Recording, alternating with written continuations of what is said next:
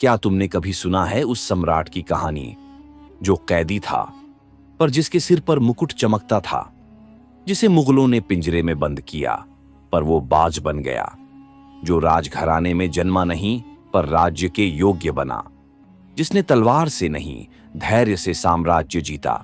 यह कथा है छत्रपति शाहू जी महाराज की। 1690 का समय। औरंगजेब की सेना रायगढ़ पर धावा बोलती है। मराठों की हार के बाद शिवाजी महाराज के पोते शाहू, जो महज 10 वर्ष के थे, मुगलों द्वारा बंदी बना लिए जाते हैं। पर एक अजीब बात थी, शाहू को जेल में कैदी की तरह नहीं रखा गया, बल्कि एक शिष्ट बंदी की तरह। उन्हें पढ़ने, युद्ध कला सीखने और धर्म का अभ्यास करने की स्वतंत्रता मिली। हर रात शाहू अपने तकिए के नीचे छिपकर अपने दादा शिवाजी की तलवार की प्रतिकृति को छूते और मन ही मन संकल्प करते, एक दिन मैं इस तलवार को न्याय और स्वराज के लिए उठाऊंगा। 1707 औरंगजेब की मृत्यु। मुगल साम्राज्य में टूटन शुरू हो चुकी थी। इसी बीच शाहू को रिहा कर दिया गया, लेकिन एक शर्त पर कि वे मुगलों के खिलाफ बगावत नहीं करेंगे। पर शाहू जानते थे, मातृभूमि की रक्षा कोई शर्तों से नहीं बंधती।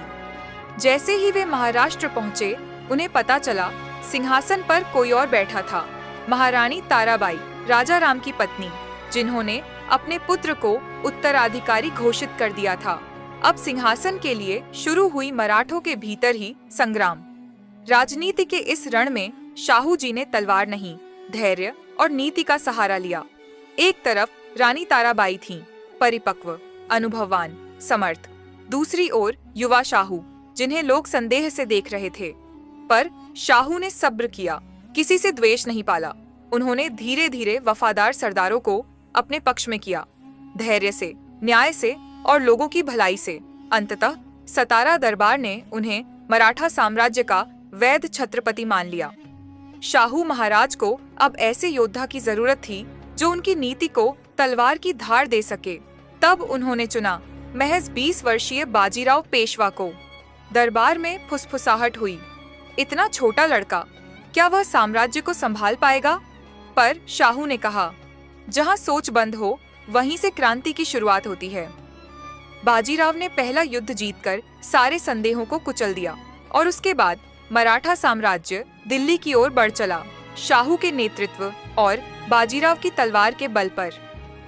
अब मराठा साम्राज्य सिर्फ महाराष्ट्र तक सीमित नहीं था, बुंदेलखंड, मालवा, गुजरात और गंगा घाटी तक फैल चुका था।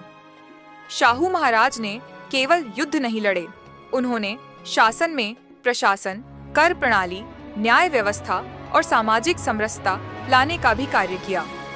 उन्होंने ब्राह्मणों के साथ साथ दलितों और वंचितों को भी सत्ता में स्थान दिया। एक सच्चे लोकप्रिय शासक बनकर उभरे। बुढ़ापे में जब शाहू महाराज सतारा में बैठकर अपने अतीत को देखते तो उनकी आंखों में संतोष झलकता। मैंने साम्राज्य को तलवार से नहीं, विश्वास से जीता है। उन्होंने अपने बाद उत्तराधिकारी तय किया और बाजीराव की नई पीढ़ी को आगे बढ़ाया। 1749 में जब उनका निधन हुआ तो पूरा मराठा साम्राज्य रो पड़ा, क्योंकि वह सिर्फ राजा नहीं थे, बल्कि मर्यादा, नीति और धैर्य के प्रतीक थे। शिवाजी ने स्वराज का स्वप्न देखा और शाहू ने उसे जिया।